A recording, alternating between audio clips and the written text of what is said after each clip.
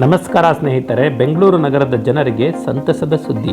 ನಮ್ಮ metro yellow line ಕೇವಲ traffic ಸಮಸ್ಯೆಯನ್ನು ಕಡಿಮೆ ಮಾಡುತ್ತಿಲ್ಲ, ಜನರಿಗೆ ಆರೋಗ್ಯವನ್ನು ಉತ್ತಮಗೊಳಿಸುತ್ತಿದೆ ಎಂದು ಭಾರತೀಯ ವಿಜ್ಞಾನ ಸಂಸ್ಥೆ ನಡೆಸಿದ ಅಧ್ಯಯನ ತಿಳಿಸಿದೆ.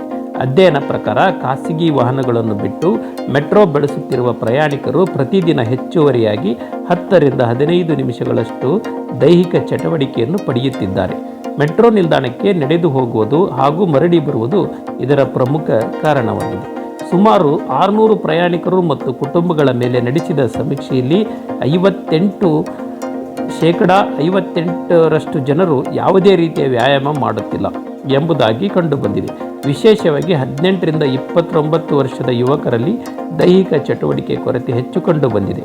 ಮೆಟ್ರೋ ಬಳಕೆಯಿಂದ ಜನರು ಪ್ರಯಾಣದ ಸಮಯ ಕಡಿಮೆಯಾಗಿದೆ. ಹಿಂದೆ 2 ಗಂಟೆ ತೆಗೆದುಕೊಳ್ಳುತ್ತಿದ್ದ ಪ್ರಯಾಣ ಈಗ ಸುಮಾರು 30 ನಿಮಿಷಗಳಲ್ಲಿ ಪೂರ್ಣಗೊಳ್ಳುತ್ತಿದೆ ಎಂದು ಹಲವಾರು ತಿಳಿಸಿದ್ದಾರೆ.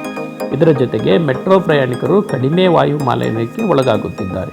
ದ್ವಿಚಕ್ರ ವಾಹನ ಸವಾರರು ಹಾಗೂ ಪಾದಚಾರಿಗಳಿಗಿಂತ ಮೆಟ್ರೋ ಪ್ರಯಾಣಿಕರಿಗೆ ಸ್ವಚ್ಛ ವಾತಾವರಣ ದೊರೆಯುತ್ತಿದೆ. ಏರ್ ಕಂಡೀಷನ್ ವ್ಯವಸ್ಥೆಯಿಂದ ಬೇಸಿಗೆ ಉಷ್ಣತೆಯ ಪರಿಣಾಮವೂ ಕಡಿಮೆಯಾಗಿದೆ.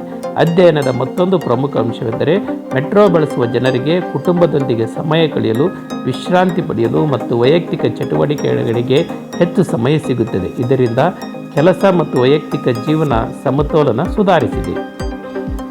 ಆದರೆ ಹೆಚ್ಚಿನ ಟಿಕೆಟ್ ದರ, ಕೊನೆಯ ಹಂತದ ಸಂಪರ್ಕ ವ್ಯವಸ್ಥೆಯ ಕೊರತೆ, ಪಾರ್ಕಿಂಗ್ ಸಮಸ್ಯೆ ಹಾಗೂ ಪಾದಚಾರಿ ಮಾರ್ಗಗಳ ಅಭಾವದಿಂದ ಹಾಗೂ ಕೆಲವೊಂದು ಮೆಟ್ರೋ ಟ್ರೈನ್ಗಳು ತುಂಬ ರಶ್ ಆಗಿರುವುದರಿಂದ ಜನರ ದಟ್ಟಣೆಯಿಂದ ಇನ್ನೂ ಹಲವಾರು ಮೆಟ್ರೋ ಬಳಕೆಗೆ ಮುಂದಾಗುತ್ತಿಲ್ಲ ಎಂದು ವರದಿ ತಿಳಿಸಿದೆ.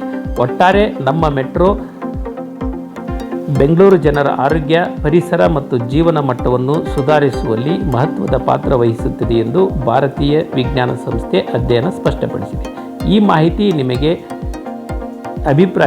ಮಾಹಿತಿ ಬಗ್ಗೆ ನಿಮ್ಮ ಅಭಿಪ್ರಾಯವನ್ನು ತಿಳಿಸಿ, ಕಮೆಂಟ್ ಮಾಡಿ ತಿಳಿಸಿ. ವಿಡಿಯೋ ಇಷ್ಟವಾದರೆ ಲೈಕ್ ಮಾಡಿ, ಶೇರ್ ಮಾಡಿ ಹಾಗೂ ನಮ್ಮ ಚಾನಲನ್ನು ಸಬ್ಸ್ಕ್ರೈಬ್ ಆಗಿ.